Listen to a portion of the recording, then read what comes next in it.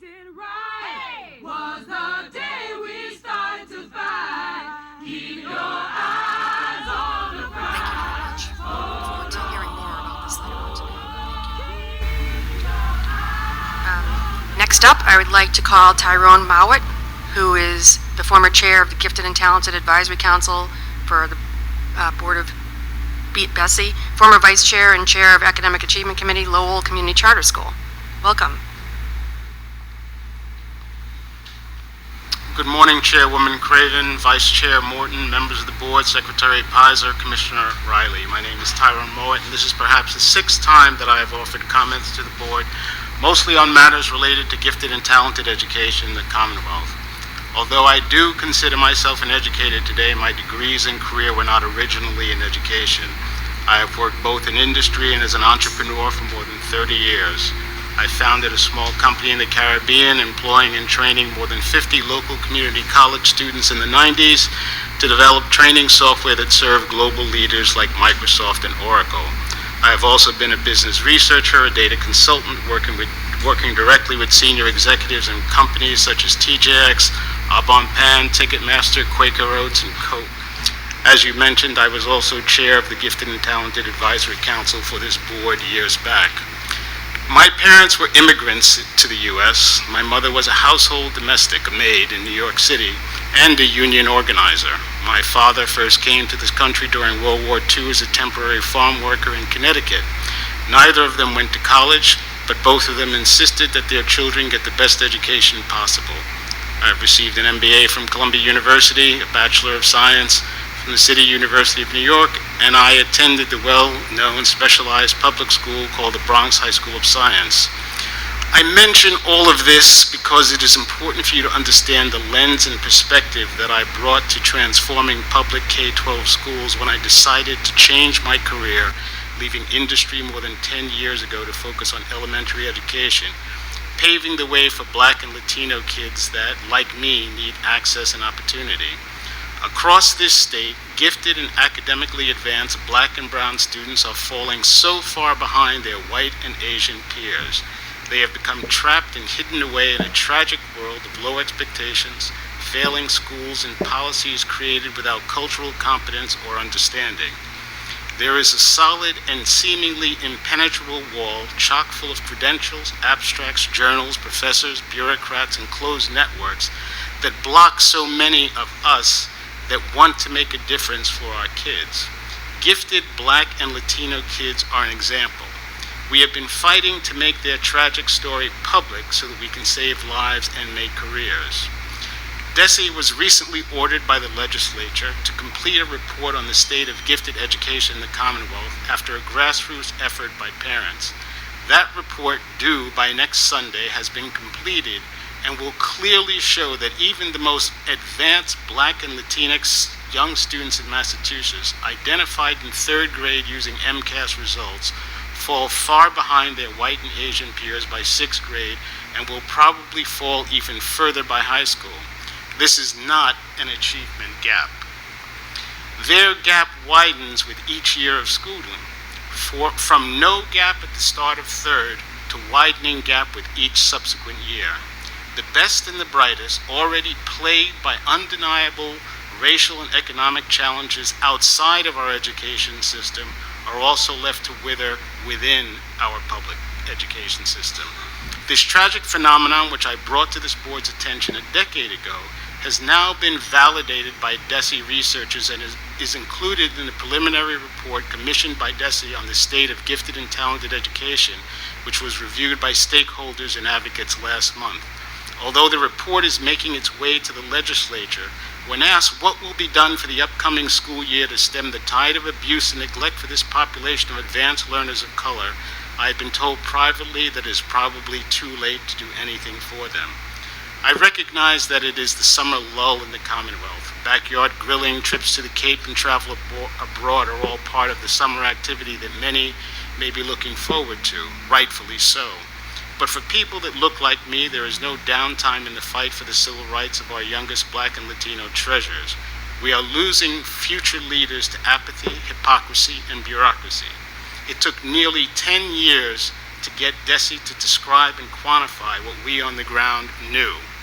Please, I implore this board again, you must get this report, read it, and recognize that these kids who started with MCAS scores in the top 10% had no achievement gap to start. And after years of being subjected to low expectations, apathy, failing schools, and cultural incompetence, these talented future leaders of struggling communities across the state have been allowed to wither on the vine, and we are all complicit. The Associate Commissioner can provide the report for all of you, and let us pray for forgiveness. Thank you. Mr. Mowat, and your comments are going to be particularly addressed in some ways by the commissioners planned forward today, too, so I look forward to hearing that. Thank you for your testimony. Thank you very much. And last but not least, we have Elizabeth Sanzone, a teacher at the Pappas Rehabilitation School, for public comment. One thing we did right was the day we started to fight. Keep your eyes on the prize. Thank you, Joanne. Is Tyrone Mowat here, please? Welcome, Tyrone. Thank you for being with us.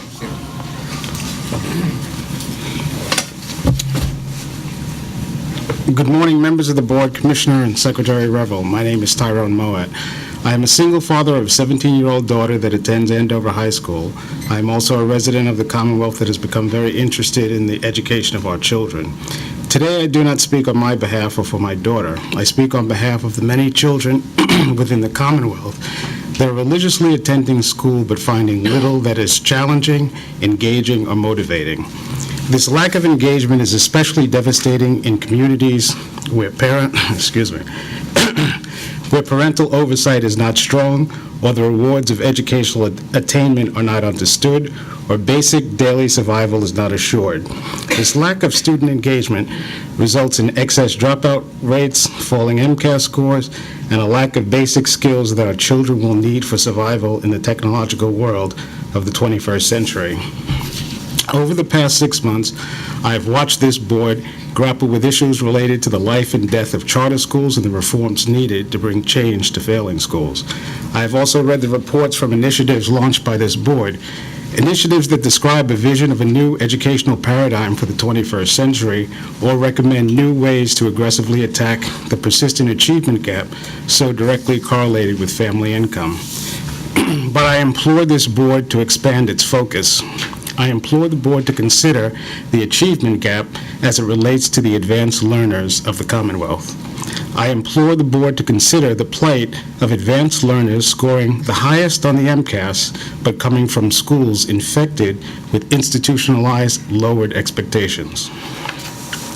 It's a lonely world for our advanced students, oftentimes stuck in schools that we are feverishly trying to reform, where the definition of success in the short term is simply basic proficiency in ELA and math. The impact is devastating, not just to the individual student, but to our communities as well. Our advanced learners are drop-ins. They come to school looking for challenge, but are too often shunted aside as the money, resource, and focus is only spent on moving kids to basic proficiency. I believe this is a mistake, a major mistake. Our advanced learners are the future leaders of our communities. Leaders that we need to move our communities out of multi-generational poverty. On behalf of the advanced learners across the Commonwealth, and on behalf of those children capable of advanced achievement, I implore this board to launch a task force with the objective of understanding the issues, current status, and future promise of the Commonwealth's gifted and talented children. I implore the board to consider the potential that could be harnessed if we could find in each and every community those that have the potential for advanced learning in all fields necessary for the future of this country, from music to the most advanced bioscience. This is a pool of talent in our midst. They are succeeding in spite of failing schools. I believe it is our responsibility now to find, nurture, and encourage a new generation of smart, well-prepared, engaged, and motivated leaders from all communities in this Commonwealth, from Lexington to Lawrence. I'm asking the board to consider establishing a task force to report on the issues of students capable of advanced achievement. Thank you. Thank you, Tyrone. I think the commissioner would like to make a comment. Mr. Mowat, thanks for your comments. I don't know if you've got the opportunity to stay through the meeting, but there are a couple of topics coming up on the agenda here which I think very directly go to the issue that you're raising. It is my observation that despite our strong standards in Massachusetts, not all of our students, and in fact probably a minority of our students, actually experience a course of study that's commensurate with the aspiration in those standards. I think your points resonate with me, and we're going to be talking about a couple of projects later in the meeting that I think begin to address the concerns that you raised. Thank you. Thank you for being with us. Is Amy? We did right was the day we started to fight. Keep your eyes. First, we need to strengthen our nation by investing in our youth. The future of any country, which is dependent upon the will and wisdom of its citizens, is damaged and irreparably damaged whenever any of its children are not educated to the full extent of its talents from grade school through graduate school. Today, an estimated 4 out of every 10 students in the 5th grade will never finish high school, and that is a waste that we cannot afford. In addition, there is no reason why 1 million young Americans out of school and out of work should all remain unwanted and often untrained on our city streets when their energies can be put to good use. We begin with learning. Every child must have the best education that this nation can provide.